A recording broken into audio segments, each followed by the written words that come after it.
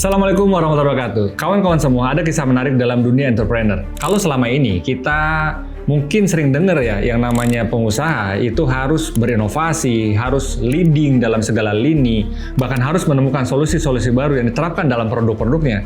Tapi tiga bersaudara ini memutarbalikkan fakta tersebut.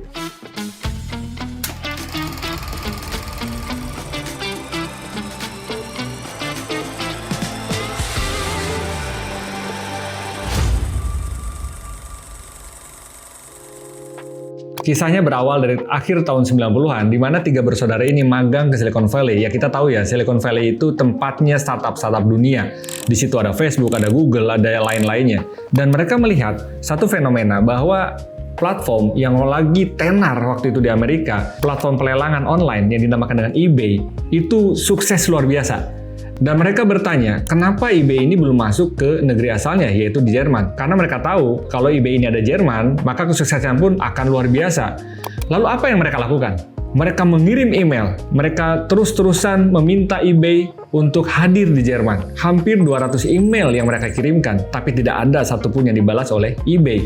Akhirnya mereka berpikir, ya sudah, kalau eBay tidak tertarik membangun di Jerman dan meluaskan pasar Jerman, kenapa kita tidak buat sendiri saja?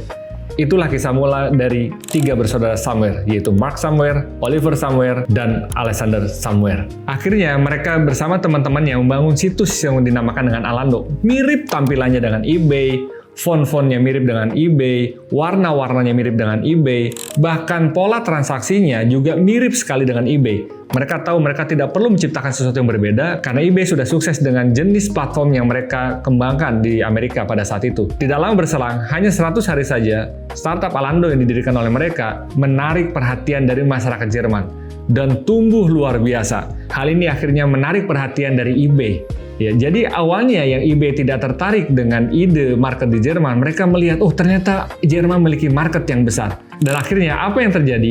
eBay mengakuisisi Alando nilainya 43 juta dolar. Dan Somewhere bersaudara akhirnya menjual platform Alando yang mereka dirikan tersebut ke eBay. Awalnya ditolak, tapi sekarang malah dibeli oleh eBay. Dan disinilah ada menariknya beberapa hal yang bisa kita pelajari apa yang dilakukan oleh Somewhere bersaudara. Yang pertama, ternyata eksekusi cepat itu lebih baik daripada inovasi yang membutuhkan waktu, riset, dan validasi. Kalau ada satu model bisnis yang sudah teruji di suatu tempat, kenapa tidak dikloning saja pikiran mereka seperti itu dan mereka mengeksekusinya dengan sangat cepat? Alih-alih berpikir lama, maka mereka hanya merubah apa yang dibutuhkan di masyarakat lokal yang menjadi target mereka itu sendiri. Dan inilah kunci keberhasilan utama dari Somewhere bersaudara yang menggugurkan semua teori-teori bisnis. Yang kedua, strategi yang dilakukan adalah clone and adapt. Mereka tidak malu, mereka tidak ragu disebut sebagai pengusaha cloning atau pengusaha yang meniru. Toh yang mereka lakukan juga masih memenuhi unsur-unsur legal, karena yang mereka cloning, yang mereka tiru, memang tidak ada di negaranya.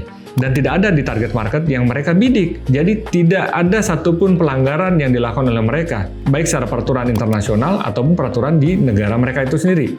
Dengan kecepatan clone and adapt, maka mereka berhasil membuat startup dengan versi mereka yang meniru induknya lebih cepat, lebih sesuai dengan karakteristik market yang mereka bidik. Cerita Alando ini menjadi titik awal bagi Somewhere bersaudara untuk membuat platform-platform lain yang mereka cloning, mereka sesuaikan dengan target market lokal, dan mereka jual. Selain Alando, ada yang namanya Jamba yang mereka jual ke Verizon dengan harga yang hampir 273 juta dolar.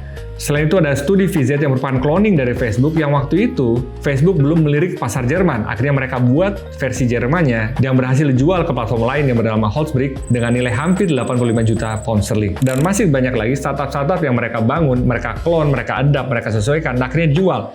Setelah melihat model bisnis yang sukses ini, mereka akhirnya membuat Rocket Internet atau holding mesin cloning. Dari Rocket Internet hadirlah Delivery Hero, HelloFresh, Lazada yang akhirnya dijual ke Alibaba. Ini bukan tentang meniru, tapi bagaimana kita menemukan timing, memahami market lokal, melakukan eksekusi yang cepat, dan melakukan exit dengan tepat. Gua Mr. Catur, hidup taat, hidup sehat, hidup manfaat.